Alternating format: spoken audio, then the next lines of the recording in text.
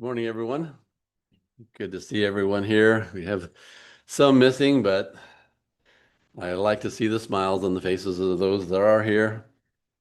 Oh man, this past couple of weeks, God has shown me some stuff. We've been looking in Ecclesiastes, the main point of which is to live this life to the very, just enjoy life. And God has given us to many blessings to enjoy in this life, and just enjoy it because you don't know what's coming. Well, for the past 2 weeks, I've driven 2,100 miles in my car, taking my sister and brother-in-law around to places. I was worried for months while them coming. Oh, are the tulips going to be blooming when they come? And is it going to be sunshine and all this? My sister's been looking forward so much to seeing that stuff and worrying about it. And go to pick them up at the airport. It's raining cats and dogs all the way through Seattle. Get up to Bellingham, it's still cloudy. Next morning, when we're going to go see the flowers, the sky opened up. Beautiful sunshine, flowers, gorgeous, gorgeous, gorgeous, beautiful. My sister was so happy to see them. My brother-in-law was in awe. And over the 2 weeks, I've taken my brother-in-law out on the Puget Sound. A friend of ours had a boat that he took us out all the way up to Whidbey Island and back from Edmonds, and looking for whales, which we didn't see any of, but just having a wonderful time on the water. I showed him Snoqualmie Falls. I showed one day I drove 450 miles in one day. Those poor old people. Uh, I put them through the ringer, but we went over Blewett Pass, Snoqualmie Pass, uh, all the way over to Mount Rainier, up Mount Rainier to Paradise Lodge. And wouldn't you know it, the whole time it had been cloudy. I thought we're never going to get to see it. Well, that one day we were there, we were able to go there. The sun was out, and beautiful Mount Rainier, beautiful. Left there, drove all the way around White Pass and over uh, Menashtash Ridge, and just seeing the beauty of God's creation and glorious sunshine, and just God blessing us so much so. A trip of a lifetime for my brother-in-law and my sister. And it was just such a treat to be able to give them just a wonderful trip. And then find out she didn't even get home. She was walking up to the porch in her home in Tennessee, and she fell and broke her back. But most of you already know that. When they took the images to find out if anything was broken, they also saw spots on her lungs, which are most likely cancer. She's 88 years old. They're not going to do anything about it. Just let nature take its course. But that illustrates the point. Enjoy life while you can, because you don't know what's coming next or when it's going to come. Anyway, that message from the book of Ecclesiastes that we've been looking at for the last several weeks hit home real hard. Enjoy this life while you got it. Well, that's not the lesson for today. The lesson for today is a different one. It's along the lines of the things that we've been looking at the last several weeks about evidences of God and about being able to have faith in Him. I wanted to, well, I'll tell you about it as soon as I read this passage of Scripture. 2 Thessalonians chapter 2, verses 11 and 12. He says, "And for this reason, God will send them strong delusion, that they should believe the lie, that they all may be condemned who did not believe the truth, but had pleasure in unrighteousness." So Paul is telling Thessalonians that those who are not willing to look at the truth and accept truth, there's going to be plenty of reason that they can see stuff and see delusions that will make them convinced, or they can convince themselves of something that's not true. because they wanted to believe in something else. They wanted to have pleasure in their unrighteousness. That's kind of what this lesson is about, but it's about something a little bit different, and that is science versus faith. I put a question mark around that because if you talk to most of the atheistic scientists, they'll tell you they cannot coexist. You either have science or you have faith, and it's one or the other. Their idea of faith is just blind faith, just accepting something because somebody says it. Their idea of science is accepting something because a scientist says it. Essentially, neither one of those are right. So I want to talk about, is it really science versus faith? Well, we need to define faith, first of all. To those of us who do believe, here's what God says about faith. Talking to Thomas, Jesus said, Thomas, because you have seen me, you have believed. Blessed are those who have not seen and have yet believed. That is part of the definition of faith. Believing in something that you haven't seen yourself. Faith is believing or trusting in something or someone that you have not actually seen or experienced firsthand. Another part of the definition in John chapter 20, verses 30 and 31, he says, and truly Jesus did many other signs in the presence of his disciples, which are not written in this book. But these are written that you may believe that Jesus is the Christ, the Son of God. We have an eyewitness, John, who saw many other signs that Jesus did. He said, Jesus did many other things, but I'm just writing these. These are the ones I'm writing down to you in order for you to believe. So another part of faith is trusting the testimony of ones who did see or experience firsthand. We have a lot of testimony in our New Testament from guys who saw Jesus, saw him perform the miracles. We have Old Testament things of people who saw the wonders that God did, like parting the Red Sea and so many other things that the Bible tells us about. These are eyewitness testimonies. That's part of faith, is believing the testimony of those who have seen it themselves. Another idea about faith is in Hebrews chapter 11 and verses 1 and 2. Paul, or the writer of Hebrews, says, now faith is the substance of things hoped for, the evidence of things not seen. Substance means it's the foundation of our hope.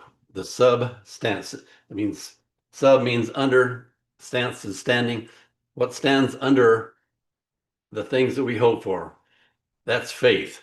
It gives substance to the things that we're looking forward to, but it's also evidence of things not seen.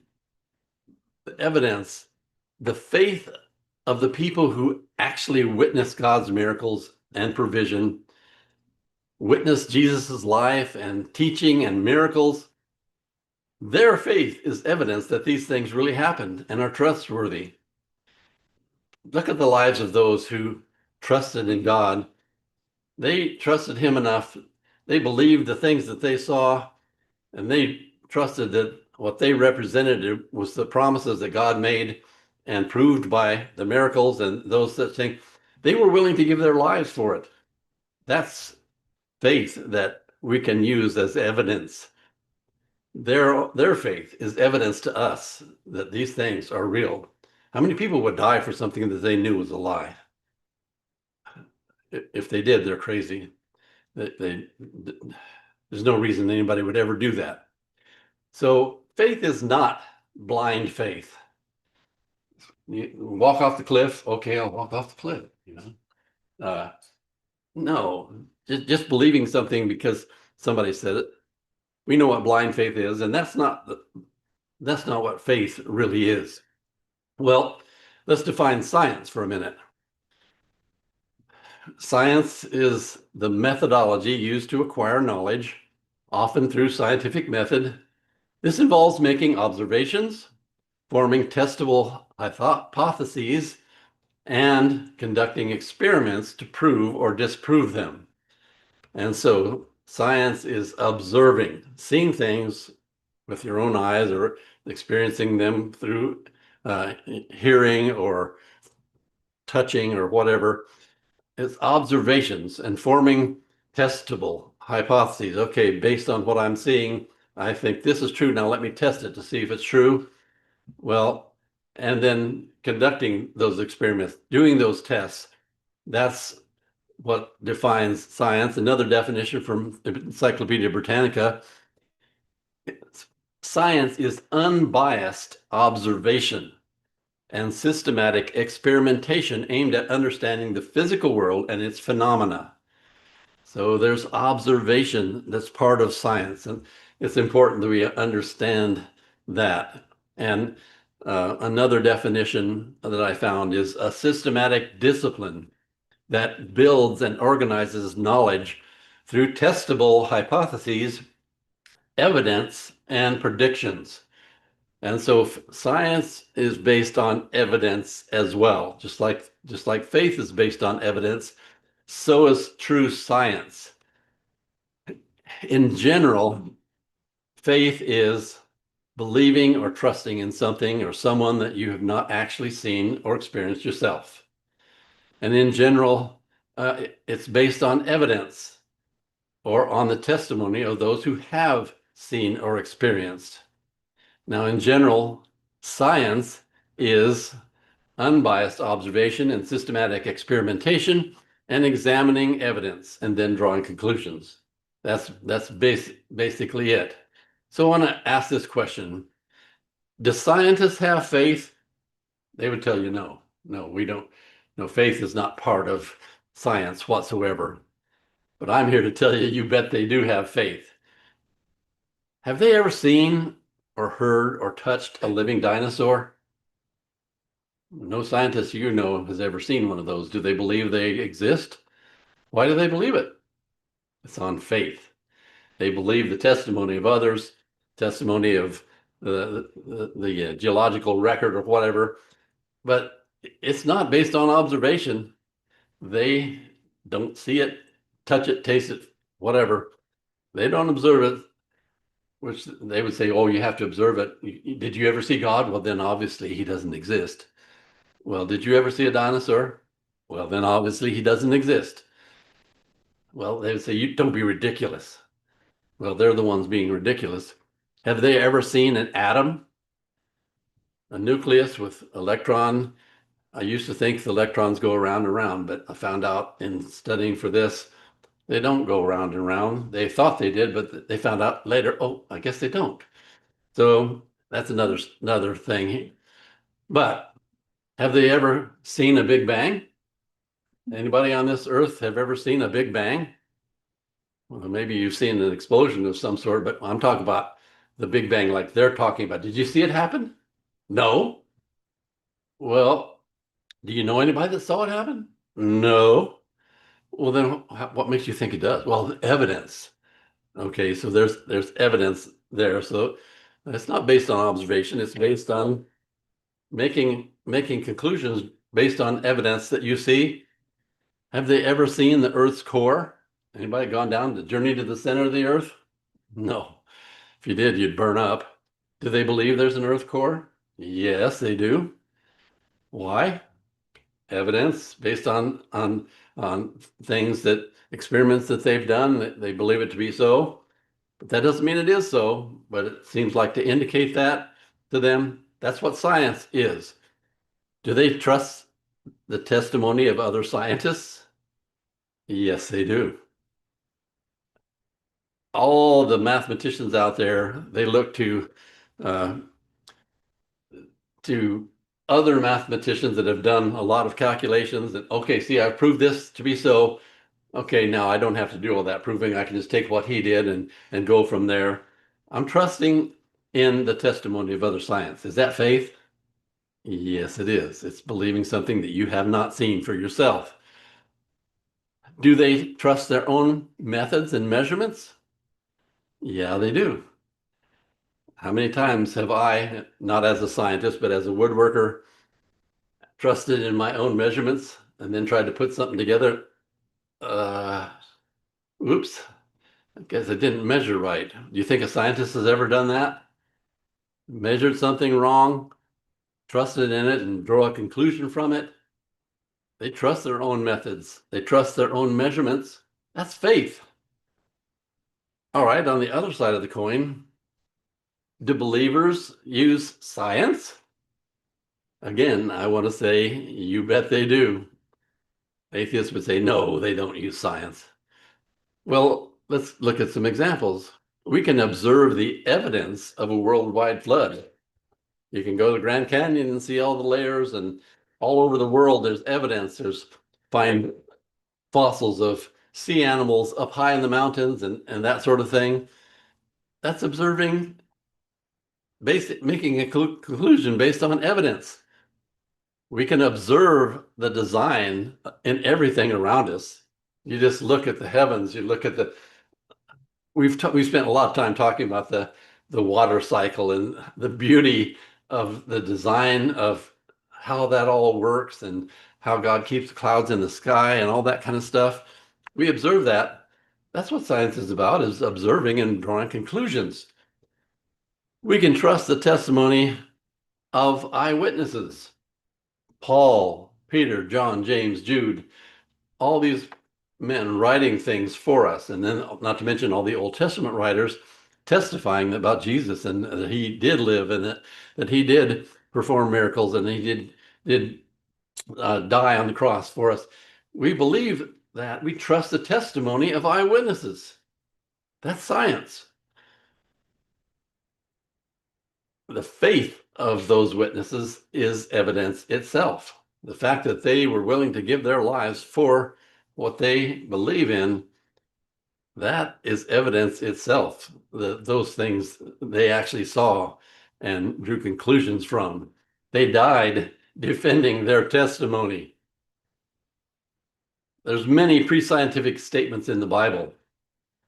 We looked at some of them with looking at Job, looking at the water cycle. One of the things, well, let's just look at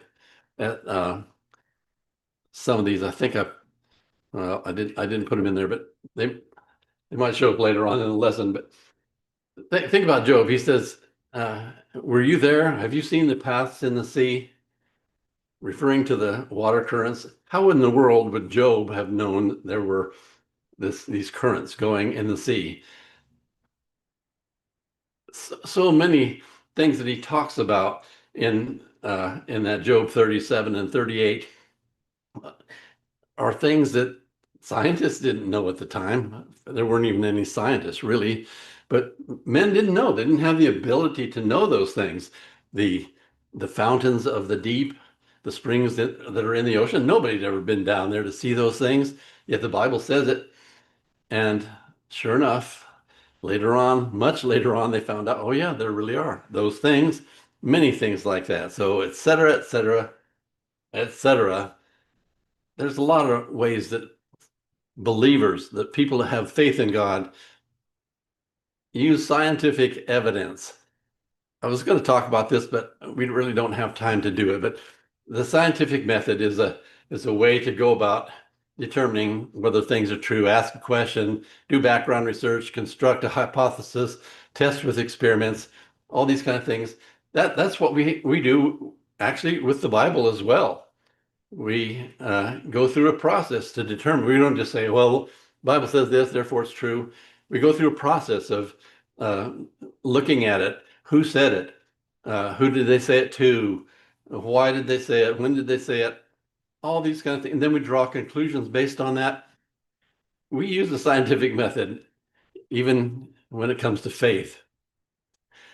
Well, here's a question. A little bias? You think maybe scientists are a little bit biased? Here's a quote from the immunologist. That's a scientist, by the way. His name is Scott Todd. He said, even if all the data point to an intelligent designer, such an hypothesis is excluded from science because it's not naturalistic. Can you believe that? Even if all the data points towards it, it can't be true because it's not naturalistic. Is that arrogance or ridiculous ignorance, one or the other? Choosing to be ignorant? I don't believe it because it's not natural.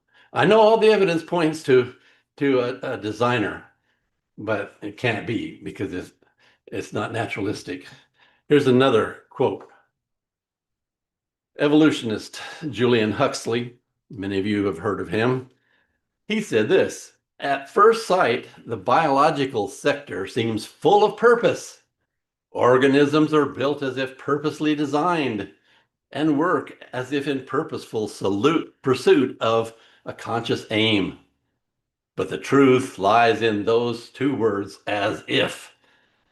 As the genius of Charles Darwin showed, the purpose is only an apparent one. It looks like there's purpose and design in all of this biological sector.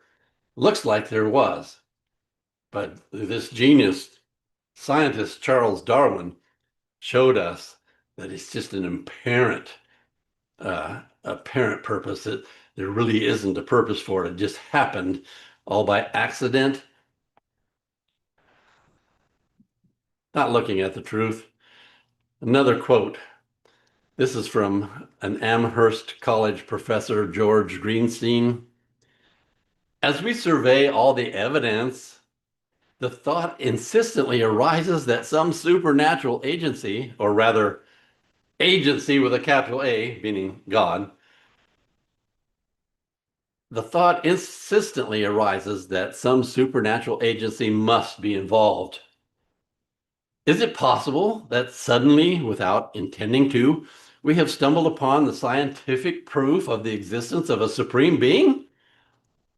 Was it God who stepped in and so providentially crafted the cosmos for our benefit?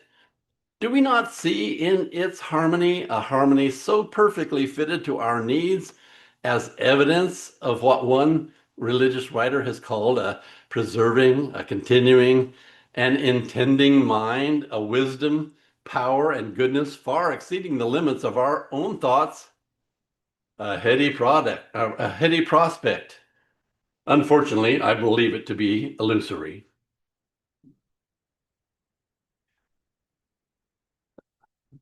I just shake my head when I read these things. These are scientists. What else can you say? A little bias?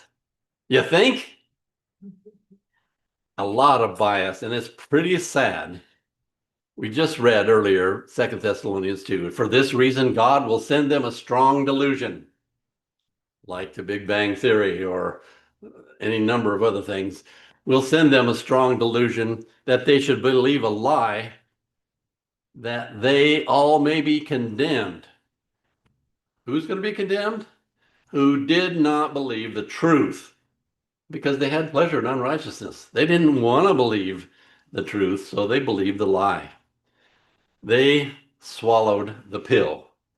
And that's what's been happening with many scientists over and over again, swallowing the pill. I'm going to give you some examples. Number one, the age of the universe. I'm just going to say this. It's been 10 billion years since I went to college. Simple as that. How do I know that? 1968, I was in college, and the textbook said at that time the universe was 4 billion years old. 4 billion years old, 1968. That was based on the Hubble constant. Edwin Hubble, famous scientist, made this estimate of the Earth's age based on this constant that he invented through mathematics, and they all believed it. In 2026, right now, they're saying it's 13.8 billion years old. Now, either I am 10 billion years old or the scientists have changed their minds. We were wrong back then. Now we're right. Oh, believe it right now. 13.8 billion years old. They've even modified that since they said 13.8. Now it's 13.8 dot, dot, dot, some other decimal points. We're getting it right down to perfection. We were wrong back then, but if you'd asked him back then, are you right? Oh, yeah, Edwin Hubble says so. So, yes, 4 billion years old. That's how old the universe is. Universe is. Swallow the pill. The expansion of the universe. First, scientists said the universe is expanding at a slow rate. It's just the Big Bang happened and it's just expanding from that. The next thing we know that, uh-oh, based on new evidence, it's expanding a lot faster than we thought it was. Well, now they're saying that the expansion rate is accelerating. Can you believe that? The Big Bang happened, and instead of just going out at a steady speed, now it's going faster and faster and faster all the time. How does that happen? This threatens their own Big Bang theory. Here's what happens in a Big Bang, if I can get it to do it. You see the bang happen from the center. It goes fast and then slower as it goes out. Every time there's an explosion, that's what happens, isn't there? Isn't it? It slows down as it goes out. Well, part of that reason is because of gravity, because of uh, because of the density of air and how that slows down. The friction does that. But even out in space, where there is no atmosphere to slow it down, is it going to accelerate? What would make it accelerate? It doesn't happen that way. Swallow the pill. The Big Bang Theory. First, they said that all the mass of the universe is compressed into the size of a cubic centimeter, and it suddenly explodes. This thing, all the mass of the universe, this big, and it boom, explodes. Now, we don't know where it came from. Where'd that mass of stuff come from? Well, we don't know that. How it got compressed, we don't know. All we know is there and it exploded based on evidence. But one thing we do know, there's no God. We know that because it's not science. The arrogance. Now, some are saying that the universe began expanding everywhere at once.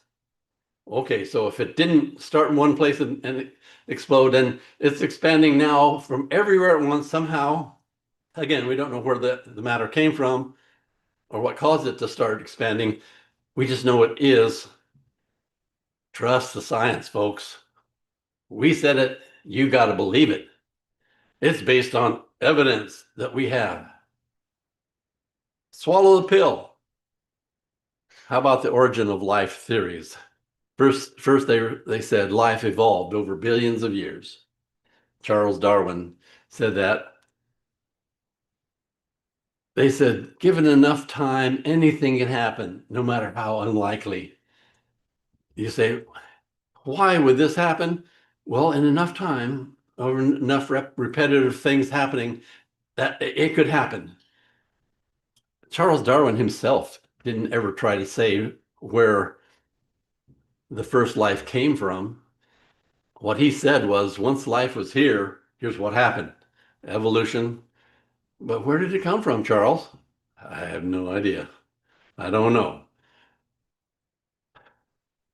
The first single living cell was formed, this is what they say, was formed in a warm primordial tidal pool from amino acids formed by lightning, volcanic heat, or UV radiation.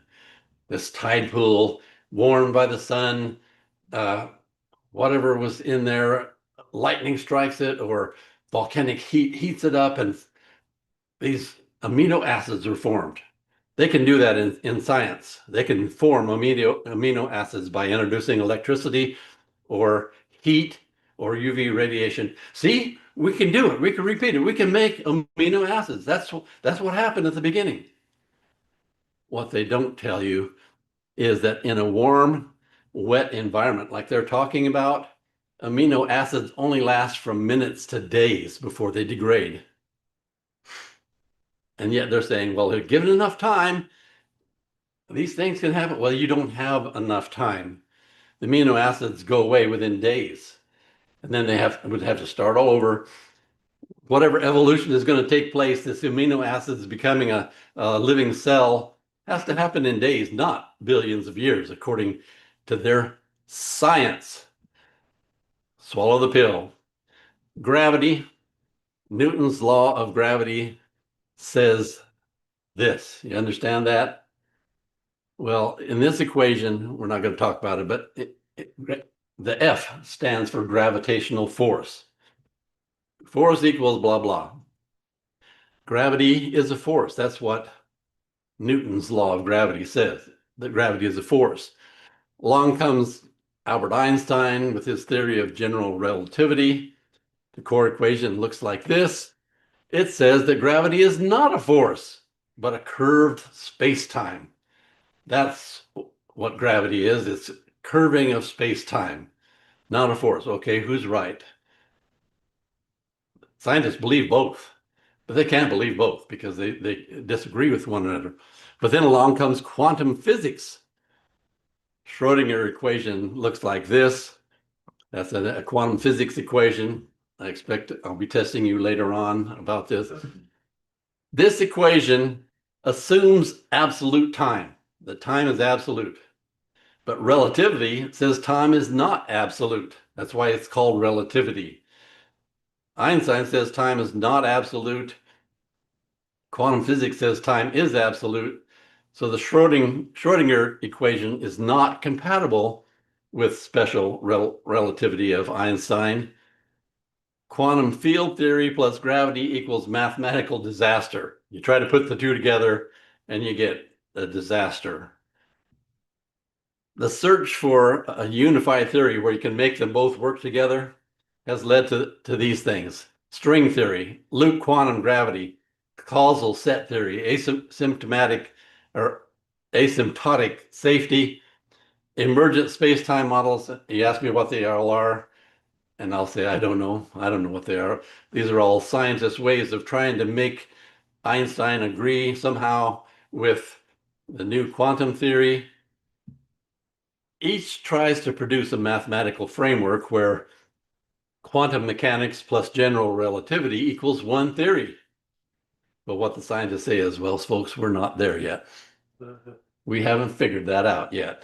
But we will. It's there. It's there for sure. Believe the science. Swallow the pill. Science is constantly changing its mind. Corrections based on new data. Oh yeah, we thought that, but then we got new data, and so now we changed. Now this is what we believe. Constantly over and over changing their mind. Well, let's compare that with the Bible. New discoveries always confirm what the Bible says. The Bible said there were channels in the sea. Guess what? When the scientists came along and did experiments going down in submersibles and all that kind of, oh, hey, there's channels in the sea. Look where the fish all follow this one channel.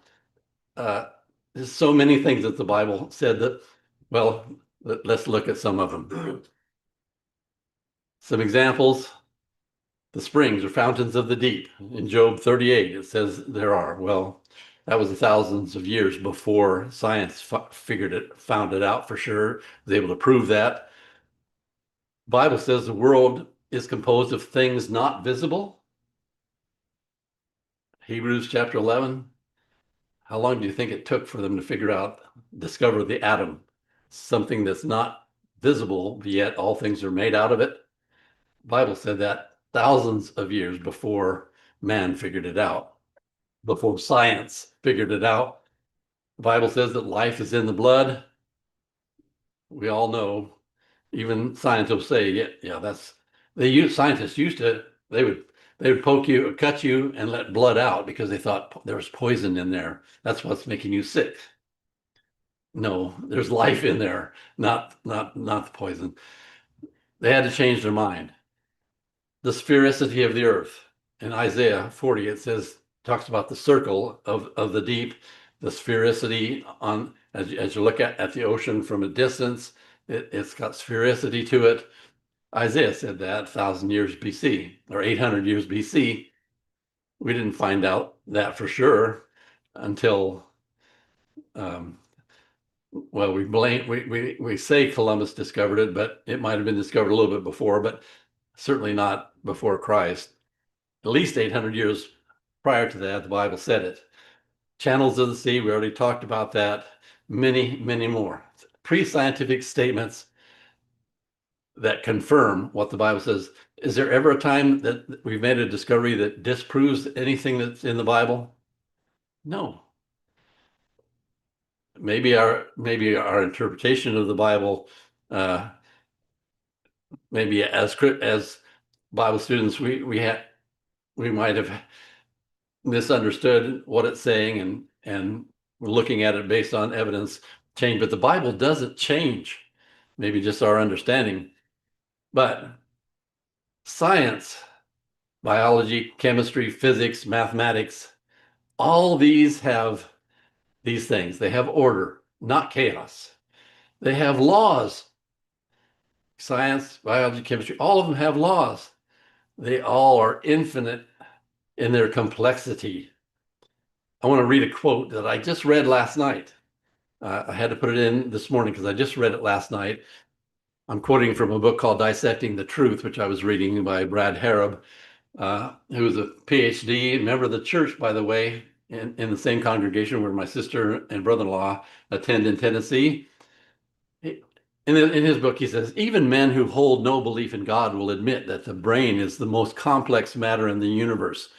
In January 16, 1997 issue of Nature, Sir Francis Crick's close collaborator, Christopher Koch, wrote, the latest work on the information processing and storage at the single cell or neuron level reveals previously unimagined complexity and dynamism. As always, we are left with a feeling of awe for the amazing complexity found in nature. That's a scientist himself saying, nature, there's amazing complexity in it. All of these have incredibly large elements and incredibly small elements. The huge stars out there, incredibly large, the incredibly small things, the quarks and the atoms and the tiny, tiny things that we can't even see. And they all have elegance. All the scientists tell you, this is an elegant theory, and it's incredible elegance. They all have it. Our ability to think at all, the fact that we can even think is incredible, and they all shout out intelligent design. They shout out a lawgiver. This universe that we live in is governed by laws. Do you think there might be a lawgiver? It's all shows intelligent design. You think there might be an intelligent designer, somebody smarter than any of the rest of us, including all the scientists put together? All this shouts out that there is. Blind faith and dishonest science butt heads.